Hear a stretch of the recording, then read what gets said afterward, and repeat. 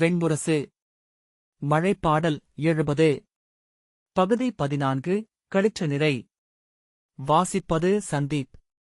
காலையில் சகுனி அறிந்து முதல் செய்தி முதுபெரும் களிரான உபாலனின் இறப்புதான். காலையில் எழுந்தபோது தன் ஆற்றல் முழுக்க ஒழுகிப்போய் கைகால்கள் களைத்திருப்பதையும் கண்கள் எரிவதையும் அவன் அறிந்தான். இரவெல்லாம் கனவுகள் வழியாகவே சென்று கொண்டிருந்ததையும் நினைவழிந்து உறங்கவே இல்லை என்பதையும் நினைவு கூர்ந்தபடி எழுந்து நின்றபோது தரை படகு போல ஆடியது. திரும்பவும் அமர்ந்து கொண்டான். அவனுடைய குரல் கேட்டு சேவகன் ஓடிவந்து பணிந்து நின்றான். மது என்று சகுனி சொன்னான். சேவகன் கொண்டு வந்த யவன மதுவை சில மிடறுகள் அருந்திய பின் கண்களை மூடியபடி தலை குனிந்து காத்திருந்தான். மது குருதியில் கலந்து சிறிய கொப்புளங்களாக கண்களுக்குள் வெடித்து தலையின் நரம்புகளில் மெல்ல படர்ந்து இதமாக உடலை தளரச் செய்த பின்பு எழுந்தான். அவன் காலைக்கடன்களை முடித்து சபைக்கு வந்தபோது அமைச்சர் சித்ரர் வணங்கி நின்றார். புருவத்தாலேயே அவன் என்ன என்று வினவ, நேற்று இங்கே ஒரு அமங்கல நிகழ்வு. நள்ளிரவில் பெருங்களிரான உபாலன் சரிந்துவிட்டது என்றார் சித்ரர். சகுனி அதிலென்ன என்பது போல பார்த்தான். அது இறப்புத் தருவாயில்தான் இருந்தது. ஆனால் அது இறந்த விதம் அனைவருக்கும் வியப்பூட்டியிருக்கிறது. அது நள்ளிரவில் பெருங்குரலெடுத்து அலறியபடி தன் கட்டுச்சங்கிலிகளை உடைத்துக் கொண்டு கிளம்பியிருக்கிறது. பாகர்கள் அதன் பின்னால் அதட்டியபடி துரட்டிகளும் குத்துக்கம்புகளுமாக வந்தனர். தாப்பானைகள் 4 சங்கிலிகளுடன் பின்னால் வந்தன. உபாலன் துதிக்கைச் சுழற்றி அலறியபடி வந்து அரண்மனைக் கோட்டைக் கதவை உடைத்து காவலைத் தாண்டி மகா முற்றத்தை அடைந்து வலப்பக்கமாக திரும்பி மூத்த மன்னரின் அந்தப் புறத்தருகே சென்று தொடர்ந்து சின்னம் விழித்துக் கொண்டு நின்றது. காவலர் சூழ்ந்து அதை திருப்பிக் கொண்டு வர முயன்றனர். மன்னர் உப்பருகையில் வந்து என்ன நடக்கிறது என்று கேட்டார். தாப்பானைகள் சங்கிலிகளை வீசி அதை தடைத்து இழுக்கத் தொடங்கியதும் பக்கவாட்டில் சரிந்து நீந்துவது போல 4 முறை கால்களை அசைத்து துதிக்கையை தூக்கியது. உயிர் விட்டுவிட்டது. சகுனி சிந்தனையுடன் வியப்புதான் என்றான். வேறு ஏதாவது மாறுபட்ட நிகழ்வு கண்ணில் பட்டதா என்றான். நேற்று நம் அரண்மனை வளைவில் மேற்கு வாயில் காவலன் ஒருவன் விழுந்து கிடந்தான். அவன் பெயர் சஷோர்ணன், காவல் பதின்மர் தலைவன். அவன் ஏன் இங்கே வந்தான், எப்படி எல்லைகளைத் தாண்டினான் என்று தெரியவில்லை. சகுனி அவரிடம் தலையசைத்துவிட்டு சிந்தனையில் மூழ்கி சில கணங்கள் அமர்ந்திருந்தான். பின்னர் காந்தாரத்திலிருந்து வந்த ஓலைகளை வாசித்து பதில்களை ஓலை நாயகங்களுக்குச் சொன்னபின் எழுந்தான். ரதத்தில் ஏறிய பின் சற்று தயங்கி நெற்றியை வருடினான். ரதம் வழக்கமாக பயிற்சி எடுத்துக்கொள்ளும் பீஷ்மரின் ஆயுதசாலைக்கு திரும்பியது. மெல்லிய குரலில் அரண்மனைக்கு என்று அவன் சொன்னதும் சாரதி கடிவாளத்தை இழுத்து ஒரு கணம் உறுதி செய்த பின் ரதத்தை திருப்பினான். கிழக்கு அரண்மனை முற்றத்தில் ரதம் நின்றதும் இறங்கி அவன் அந்தப் புறத்தை நோக்கிச் சென்றான். சேடியிடம் தன் வரவை அறிவிக்கும்படி சொல்லிவிட்டு அந்தப் புறத்தின் கூடத்தில் அமர்ந்து கொண்டான். கோடை காலத்தின் வெம்மை தொடங்கிவிட்டிருந்தது. அந்த இளம் காலையிலும் வியர்வை ஊறியது. மேலே தொங்கு சாமரங்கள் அசைந்த போதிலும் காற்று அசைவிழந்து நிற்பதாக தோன்றியது. சாளரங்களுக்கு வெளியே காலை வெயில் அதற்குள்ளாகவே நன்றாக வெண்ணிறம் கொண்டு விட்டிருந்தது. சேடி வெளியே வந்து அரசன்னை அம்பிகை என அறிவித்தாள். சகுனி எழுந்து நின்று சால்வையை சரி செய்து கொண்டான். உள்ளிருந்து அம்பிகை வெளியே வந்தபோது தலை வணங்கினான். அம்பிகை சேடிகளை தலையசைவால் அனுப்பிவிட்டு அவன் முன் அமர்ந்து கொண்டாள். சில நாட்களிலேயே அவள் மிக முதியவளாகிவிட்டாள் என்று சகுனி எண்ணினான். கண்களுக்குக் கீழே தசைகள் திரைச்சீலைச் சுருக்கங்கள் போல வளையங்களாக தொங்கின. உதடுகள் உள்ளே அழுந்தி இறுகியிருக்க மூக்கு முன்னால் வளைந்து மேலுதட்டில் நிழலை வீழ்த்தியிருந்தது. தலைமுடி இருபக்கமும் நன்றாகவே நரைத்துப் போயிருந்தது. அம்பிகை சற்று முன்னர்தான் அரண்மனை மருத்துவச்சி வந்து உங்கள் தமக்கையைப் பார்த்தாள் சௌபாலரே என்றாள். சகுனி திகைத்து தமக்கைக்கு என்ன என்றான். அவளுக்கு சில நாட்களாகவே உடல் நலமில்லை. தீய கனவுகள் வருகின்றன என்கிறாள். அகம் அமைதியிழந்து தவிக்கிறது என்கிறாள். தனியாக அமர்ந்தால் மனம் கரைந்து அழுகிறாள். சலிப்புடன் கையை அசைத்து அரசகுலத்தவுக்கான எந்த நிமிர்வும் இல்லாதவளாக இருக்கிறாள். பழங்குடிப் பெண்களைப் போல பிதற்றுகிறாள் என்றாள் அம்பிகை. சகுனி தன்னுள் நுரைத்தேறிய சினத்தை மெல்ல வென்று, அவள் பழங்குடிப் பெண்ணும் கூடத்தான் அரசி. எங்கள் தொல்தெய்வங்கள் எப்போதும் அவளுடன் இருக்கும். ஆகவே ஒருபோதும் உடற்குறை கொண்ட குழந்தைகள் பிறக்காது என்றான். அம்பிகை நிமிர்ந்து அவன் கண்களைப் பார்த்தாள். அவள் முகம் வெறுப்பில் சுருங்கியது. உங்கள் தமக்கையரும் தங்கையரும் பேசுவது எதுவும் எனக்கு புரியவில்லை சௌபாலரே. அவர்கள் இங்கே இன்னும் சரியாக அரச வாழ்க்கையில் அமைந்து கொள்ளவில்லை என்றாள். நான் அவர்களிடம் பேசுகிறேன் என்றான் சகுனி. அவர்களுக்குச் சொல்லுங்கள். இது அரசகுலம். வல்லமை கொண்ட அரசன் பல பெண்டிருடன் வாழ்பவன். அரச பீஜம் எவ்வளவு முளைக்கிறதோ அவ்வளவுக்கு இந்நாடு நலம் பெறும். என் மைந்தன் இசை நாட்டமுள்ளவன். இந்த 11 அரசிகளுக்கும் யாழிசைக்கும் பாத்திரங்களின் ஓசைக்கும் வேறுபாடு தெரியவில்லை. ஆகவே அவன் அந்த சூதப் பெண்ணை சற்று அன்புடன் நடத்துகிறான். இவர்கள் இங்கே கிளர்ச்சியுற்ற நரிக்கூட்டம் போல ஊளையிட்டுக் கொண்டிருக்கிறார்கள். நரிகளின் ஊளை என்ற சொல் தன்னை அதிரச் செய்ததை சகுனி உணர்ந்தான். முந்தைய நாள் அவன் நரிகளின் கூட்டம் ஒன்று அஸ்தினபுரிக்குள் நுழைவது போல கனவு ஒன்று கண்டிருந்தான். அந்நரிகளின் கண்கள் ஒவ்வொன்றையும் அவன் அப்போது நினைவு கூர்ந்தான். எரிவிண்மீன் போல இருளில் ஒளியுடன் விரைப்பவை. நான் அவர்களிடம் பேசுகிறேன் என்று மீண்டும் சொன்னான். நேற்று ஒரு முதுகளிறு இங்கே அந்தப்புற முற்றத்துக்கு வந்து இறந்தது. அதை அவர்களிடம் சொல்ல வேண்டியதில்லை. அந்த முதுகளிறு முன்பு பேரரசி ஊர்கோலம் செல்லக்கூடியதாக இருந்தது. முதுமையில் அதை கொட்டிலில் வைத்திருந்தார்கள். இறப்பின்கணத்தில் அந்நினைவில் அது இங்கே வந்திருக்கிறது. அதைச் சொன்னால் அதற்கும் பாலைவனத்து பேய்க்கதைகள் சிலவற்றை கற்பனை செய்து கொள்வார்கள் உங்கள் உடன்பிறந்த பெண்கள். சரி என்றான் சகுனி. அவர்களிடம் சொல்லுங்கள், இது அரசர்களின் அந்தப்புறம். இங்கு எப்போதும் அதற்குரிய அமைதியும் முறைமையும் நிலவ வேண்டும் என்று அம்பிகை அவன் செல்லலாம் என்று கையசைத்தாள். சேடி வந்து வணங்கி, இவ்வழி இளவரசே என்றாள். வணங்கி விடைபெற்று சகுனி திரும்பி சேடியுடன் சென்றான். மரத்தூண்கள் அணிவகுத்து நீண்ட இடைநாழி வழியாகச் செல்லும்போது சகுனி அம்பிகையைப் பற்றியே எண்ணிக்கொண்டிருந்தான். காந்தாரி மணமுடித்து வந்தபோது மருகிமேல் அம்பிகை பெரும்பற்று கொண்டவளாக இருந்தாள். நாள் முழுக்க அவளுடன் இருந்தாள். அவள் நலன்களைப் பேணிக் கொண்டாள். எப்போது அவள் கசப்பூட்டுபவாக ஆனாள்? திருதராஷ்டிரனுக்கு மணிமுடி இல்லாமலான போதா? ஆம், அதுதான். ஆனால் அந்த வெறுப்பு முதல் தளிர்விட்டெழுந்து ஒரு தருணம் இருந்தாக வேண்டும். அந்தத் தருணத்தில் ஒருபோதும் சிரித்துக் கொள்ள முடியாத எதையோ அம்பிகை கண்டடைந்திருக்க வேண்டும். மிக இயல்பாக அவன் நெஞ்சில் குந்தியின் தோற்றம் வந்து சென்றது. தேவயானியின் மணிமுடியைச் சூடி அவள் சிம்மாசனத்தில் அமர்ந்திருந்தபோது அதற்கெனவே பிறந்தவள் போலிருந்தாள். அருகே அவன் தங்கை சேடியைப் போலவே அகம்படி சேவித்து நின்றிருந்தாள். அவ்வெண்ணத்தை உடனே அவன் தன் நெஞ்சிலிருந்து அழைத்துக் கொண்டான். அப்போது குந்தியின் கண்களிலிருந்த கனவை எண்ணிக்கொண்டான். அது அவனை எரியச் செய்தது. ஒரு கணத்துக்குப் பின் அவளை நிமிர்ந்து நோக்கவே அவனால் முடியவில்லை. நடுங்கும் கரங்களை அவன் தன் முழங்காலில் ஊன்றி அழுத்திக் கொண்டான். அந்தப் புறத்தில் தங்கையர் சகுனிக்காக காத்து நின்றிருந்தனர். சில மாதங்களுக்குள்ளாகவே அவர்களனைவரும் பொலிவிழந்து வண்ணம் மங்கிய சுவரோவியங்களாக ஆகிவிட்டிருப்பதாக சகுனி எண்ணினான்.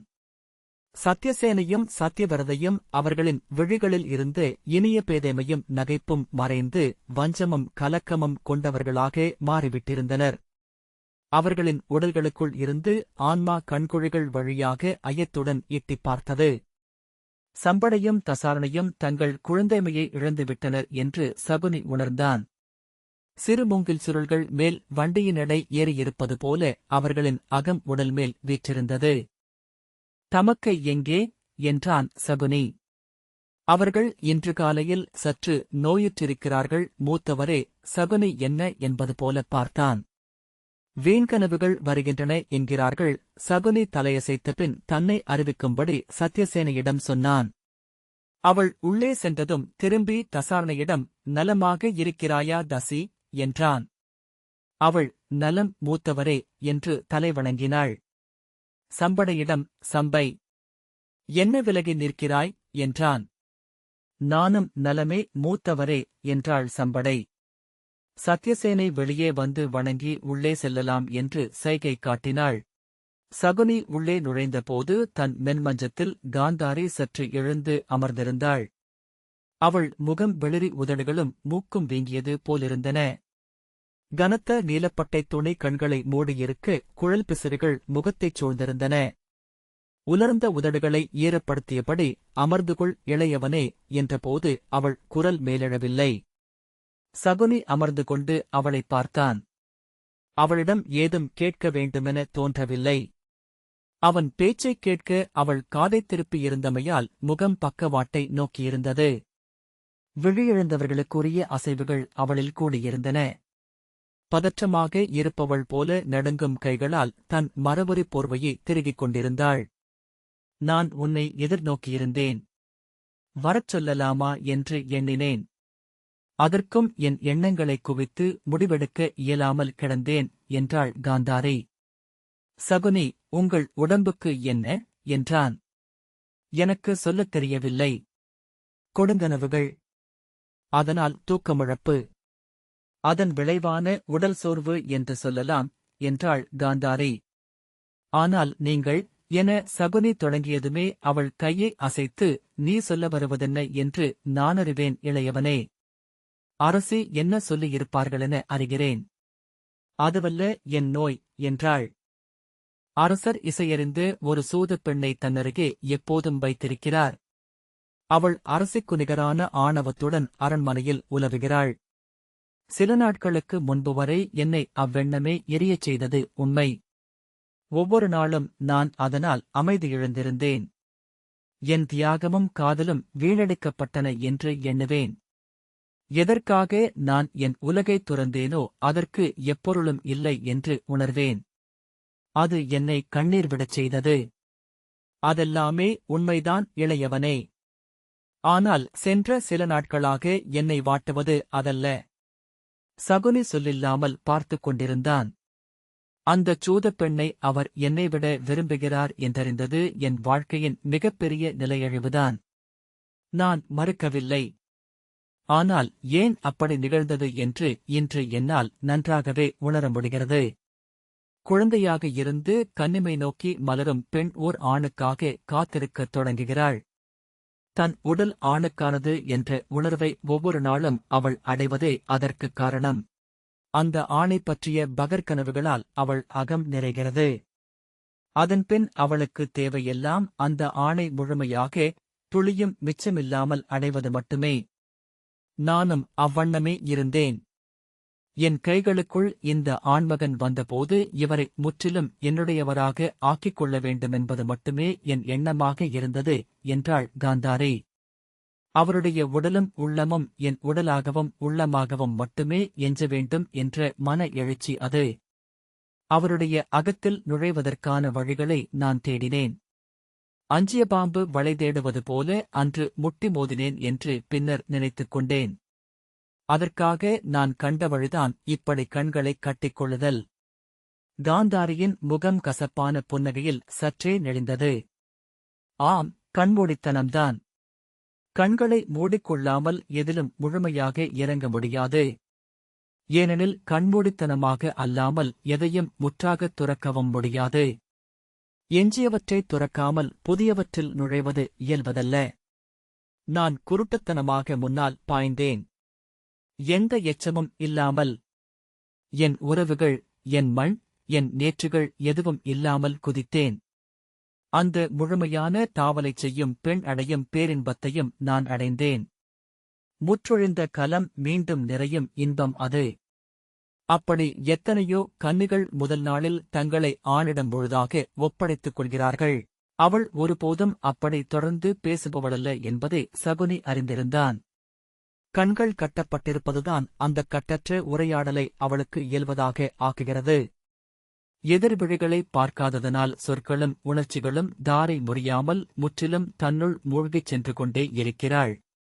அவள் எப்போதும் அகத்தே செய்து கொண்டிருப்பது போலும் அது. ஆகவேதான் சொற்றொடர்களும் சொல்லிச் சொல்லி அடையும் துல்லியம் கொண்டிருக்கின்றன.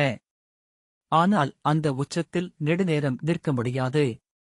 அந்த மலைமுடியில் தங்கி வாழ்வதற்கு இடமில்லை. அதுதான் நடைமுறை உண்மை. இளையவனே, ஆண்மனத்தில் ஒரு சிறு பகுதியே காமத்தில் நனையக்கூடியது. மலையில் மண்ணாலான மேற்பகுதி போல. அங்கு மட்டுமே செடிகள் முளைக்க முடியும். உள்ளிருக்கும் பாறையை ஈரம் ஊடுருவ முடியாது. என் கையில் சிக்கிய ஆண்மகனின் உள்ளத்தில் எனக்குரியதை மட்டும் நான் பெற்றேன். அவன் ஆழத்தை நான் தொடவே முடியாது என்றறிந்தேன். எல்லா பெண்களும் அந்த உள்ளுண்மையை அறியும் ஒரு தருணம் உண்டு. அவளுடைய கைகள் அந்த கரும்பாறையை தீண்டும் கணம், அது எனக்கும் வந்தது. என் அகமும் புறமும் கசந்த நாட்களை அறிந்தேன். அன்று நான் இந்த கண்கட்டை அவிழ்த்துவிட வேண்டுமென எண்ணினேன். முதலில் அவ்வெண்ணம் எனக்கு கூச்சமளித்தது. நான் பெரும்பத்தினி என்று சூதர்களால் பாடப்படுபவள். இந்த கண்கட்டை அவிழ்த்துவிட்டால் அதே சூதர்களால் பழைக்கப்படுவேன். பின்பு அந்த தடையை தாண்டினேன். நான் எனக்குரியதையே செய்ய முடியும், காவியங்களுக்காக வாழ முடியாது என்று சொல்லிக் கொண்டேன். அதன்பின் நான் அறிந்தேன், இந்த கண்கட்டை அவிழ்த்து மீண்டும் ஒளியின் உலகை பார்த்தால் திகைத்து செயலிழந்து விடுவேன் என்று.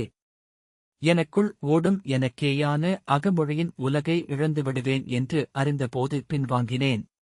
அப்போதுதான் முதற்கனவு வந்தது என்றாள் காந்தாரி. முதலில் மலைப்பாம்பு ஒன்று ஒரு யானையை விழுங்குவதைக் கண்டேன்.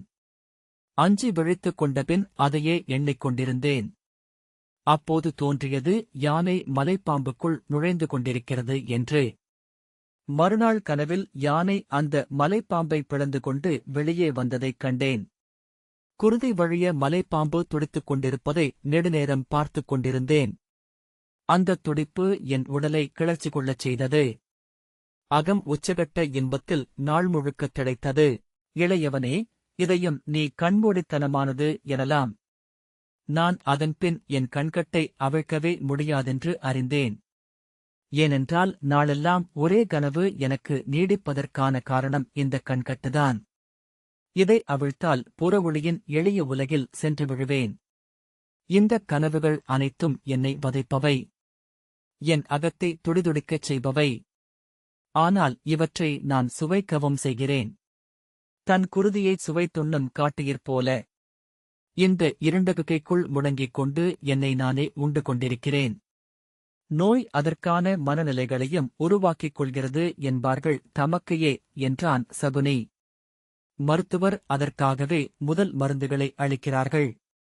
உங்கள் கனவுகள் என அவன் சொல்ல இடைமறித்த காந்தாரி, அக்கனவுகளை நான் எவரிடமும் சொல்ல முடியாது. ஒரு பெண்ணிடம் கூடச் சொல்ல முடியாதவை அவை. இறப்புக்கு நிகரான கணங்களால் ஆனவை. இளையவனே, பேரின்பம் என்பது எப்போதும் இறப்புக்கு நிகரான கணங்களைத்தான் அளிக்கும் என்றாள். என் வாழ்க்கையில் நான் அறிந்த பெரும் உவகை என்பது இந்தக் கனவுகளால் உள்ளோர அரிக்கப்பட்டு சிதிலமாகி நலங்குன்றி சோர்வுறும் இவ்வனுபவம் மட்டும்தான். ஆனால் எனத் தொடங்கிய சகுனியை மீண்டும் மறித்து நான் அந்தக் கனவுகளை ஏன் விரும்புகிறேன் என்று இன்றுதான் அறிந்தேன் என்றாள் காந்தாரி. நேற்று நள்ளிரவில் நான் என் மைந்தனைக் கண்டேன். சகுனி திகைப்புடன், மூத்தவளே என்றான். காந்தாரி, நள்ளிரவில் ஒரு மதயானையின் குரலைக் கேட்டேன். ஆம், அது எனக்குள் ஒலித்ததுதான் என நான் அறிவேன். அந்த வேழம் துதிக்கையை சுழற்றித் தூக்கியபடி சின்னம் விழித்துக் கொண்டு என்னை நோக்கி ஓடி வருவதைக் கண்டேன். இருட்டு பெருகி வருவது போல. தென்திசைக் கடலெழுந்து வருவது போல. அது என்னை அணுகி என்னை மோதியதை உணர்ந்தேன். நெடுநேரம் கழித்து நினைவு மீண்டபோது முதலில் நான் கண்டது ஒரு மைந்தனின் முகத்தை. பிறந்து சில கணங்களேயான குழந்தை. பெரிய கரிய உடல் கொண்ட குழந்தை. அவன் தந்தையைப் போல. மறுகணம் எழுந்து அமர்ந்தேன். இதெல்லாம் எதற்கு என்று புரிந்து கொண்டேன்.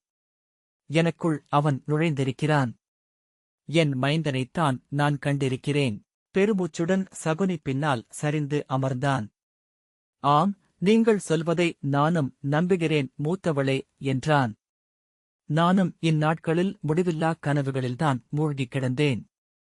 என்னை பாலைப் புயலெனச் சுழற்றிக் கொண்டு செல்லும் கனவுகள், காந்தாரி முதல் முறையாக தன்னுள் ஓடிய சொற்களில் இருந்து விடுபட்டு வெளிவந்து அவனை கவனித்தாள். அவற்றை நானும் தங்களிடம் சொல்ல முடியாது தமக்கையே. கட்டற்றவை, கொடூரமானவை. ஆனால் நேற்று நான் ஒரு கனவு கண்டேன். நான் ஒருவனுடன் பகடையாடினேன். என் எதிரே அவன் அமர்ந்திருந்தான். கரியவன், பெரிய உடல் கொண்டவன். முதல் முறையாக ஒருவன் என்னை பகடையில் வென்றான் என்றான் சகுனி. கனவிலானாலும் நனவிலானாலும் என்னை ஒருவன் வெல்வது முதல் முறையாக நிகழ்கிறது. ஆனால் அது என்னை மகிழ்வில் துள்ளச் செய்தது. அவன் வென்றபின் பகடையை உருட்டிவிட்டு நகைத்தபடி எழுந்தபோது நான் என்னுள் எழுந்த பேருவகை தாழாமல் கண்ணீர் சிந்தினேன். காந்தாரி அசைவில்லாமல் கேட்டுக்கொண்டிருந்தாள். ஆம் தமக்கையே, இது அவனுடைய வருகை அறிவிப்புதான். அவனுக்காக இந்த அஸ்தனபுரியும் நானும் காத்திருக்கிறோம். பாரத வருஷம் காத்திருக்கிறது. இந்த யுகம் காத்திருக்கிறது. ஆம் என்றாள் காந்தாரி வேகத்துடன் எழுந்தமர்ந்தபடி. அதை நான் உணர்கிறேன். அவன் வரவிருக்கிறான்.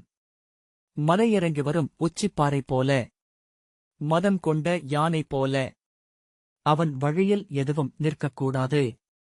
தம்பி, ஆற்றல் என்றால் அது கண்மூடித்தனமானதாகவே இருக்க முடியும். பற்று என்றாலும் அது கண்ணற்றதாகவே இருக்க முடியும். நான் என் உடலின் பொருள் என்ன என்று இப்போது அறிகிறேன். என் உயிரின் இலக்கை உணர்கிறேன். இந்தக் கருவை சுமந்து பெற்றெடுப்பது, இவனுக்கு அன்னையாக இருப்பது, வேறேதுமாக இருக்க முழுமையாக மறுத்துவிடுவது. ஆம், அதுதான். அவள் மூச்சிரைத்தாள். ஆகவே நான் முடிவெடுத்துவிட்டேன். நான் இந்த கண்கட்டை அவிழ்க்கப் போவதில்லை. இனி இது என் மைந்தனுக்காக. அவன் குரலைத் தவிர வேறெதையும் நான் கேட்கலாகாது. அவனைத் தவிர வேறெதையும் நான் அறியலாகாது. என் உள்ளமும் ஆன்மாவும் இறுதித் துளி வரை அவனுடன் இருக்க வேண்டும். அவன் சொல்லன்றி நெறிகளும் அவன் நலனன்றி முறைமைகளும் எனக்கு வேண்டியதில்லை. ஆம், அவனைத் தவிர எனக்கென ஒளியென ஏதும் வேண்டியதில்லை. அந்தக் கண்கட்டைத் தொட்டுக்கொண்டு அவள் சொன்னாள், இது என் மைந்தனுக்காக என் பூர்ணாகுதியின் அடையாளம். சகுனி அவளுடைய சிவந்து வியர்த்து முகத்தை சில கணங்கள் நோக்கியபடி அமர்ந்திருந்தான். மூடிக்கட்டப்பட்ட நாடாவுக்குள் இருந்து கண்ணீர் கசிந்து கன்னத்தில் சொட்டியது. கைவெள்ளைகளில் நகங்கள் குத்தியிறங்கும்படி இறுகப் பிடித்து கைமுட்டியும் நீல நரம்புகள் புடைத்த மணிக்கட்டும் தோள்களும் துடித்தன. பின்பு அவள் பீரிட்டெழுதபடி தன் மஞ்சத்தில் சாய்ந்தாள். பின்பக்கம் மருத்துவச் சேடி எட்டிப் பார்த்தாள். சகுனி எழுந்து கொண்டான். சகுனி களைத்த காலடிகளுடன் நடந்து வெளியே வந்தான். அவன் தங்கைகள் அங்கே அவனுக்காக நின்றிருந்தனர். சத்யசேனை, தமக்கைக்கு என்ன நோய் மூத்தவரே? என்றாள். சகுனி, அவள் சற்று மனம் சோர்ந்திருக்கிறாள். நெடுந்தொலைவு நீங்கி வந்ததுதான் காரணம். அவள் உள்ளத்தை சோர்வுறச் செய்யும் எதையும் சொல்லாதீர்கள் என்றான். அவர் உள்ளத்தை சோர்வுறச் செய்வது அந்த சூதப்பெண் என்றாள் சத்யசேனை. அதைப்பற்றி அவளிடம் ஏதும் பேச வேண்டாம். அவள் விரும்புவதை மட்டுமே பேசுங்கள் என்று சகுனி கூறிய குரலில் சொன்னான். ஆணை மூத்தவரே என்றாள் சத்யசேனை. அவன் முகம் இளகியது. ஏன் சோர்ந்திருக்கிறீர்கள்? இது விரைவில் கடந்து செல்லும் காலகட்டம். தமக்கை பெருவீரனைப் பெறுவாள். அவள் மைந்தன் இந்நாட்டின் சக்கரவர்த்தியாவான். அவனுடன் உங்கள் மைந்தர்களும் அணிவகுத்து இந்த பாரத வருஷத்தையே வெல்வார்கள் என்றான். அவர்கள் முகங்களில் எந்த மாற்றமும் ஏற்படவில்லை என்பதை அவன் கண்டான். அச்சொற்கள் அவனுக்களித்த பொருளை அவர்களுக்கு தரவில்லை. சத்யசேனை முறைப்படி தலைவணங்கி, எங்கள் நல்லூர் அது என்றாள். சகுனி அந்த முறைமைச் செயலை அப்போது ஓர் அவமதிப்பாகவே கொண்டான். எழுந்த சினத்தை மறைத்து மகிழ்வுடனிருங்கள் என்ற பின் திரும்பி நடந்தான். அவர்கள் அவனுக்குப் பின்னால் இயல்பு நிலைக்கு திரும்பும் உடலசைவுகளைக் கேட்டான். இடைநாழியில் ஓர் மெல்லிய ஆடையசைவைக் கண்டான். அது சம்படை என்று உணர்ந்த பின்னர்தான் அவளை அந்தக் கூட்டத்தில் காணவில்லை என்பதை நினைத்துக் கொண்டான். சம்படை அவனை நோக்கி ஓடிவந்து அவன் கைகளைப் பற்ற கை நீட்டினாள். அவன் கைகளை நீட்டாததனால் அவன் ஆடையைப் பற்றிக் கொண்டாள். அவள் கண்கள் களைத்து கருவளையங்களுடன் இருந்தன. உதட்டைச் சுற்றி மெல்லிய சுருக்கங்கள் பரவியிருக்க முதிர்ந்தவளாகியிருந்தாள். அவனுடைய மேலாடையை இழுத்தபடி, மூத்தவரே, என்னை அழைத்துச் செல்லுங்கள். நான் காந்தாரத்தில் ஒரு சேடியாக வாழ்கிறேன், என்னை அழைத்துச் சென்று விடுங்கள் மூத்தவரே என்றாள். கையை விடு என்று சகுனி கூறிய குரலில் சொன்னான். நீ அரசி. இன்னொரு முறை சூத்திரர்களுக்குரிய சொற்களைச் சொன்னால் அக்கணமே உன்னை வெட்டி வீழ்த்துவேன். அவள் திகைத்து கைகளை வெட்டிவிட்டு பின்னகர்ந்து சுவரோடு ஒட்டிக்கொண்டாள். சகுனி அவளை திரும்பிப் பார்க்காமல் வெளியேறினான். இந்த வாசிப்பை கேட்டதற்கு நன்றி.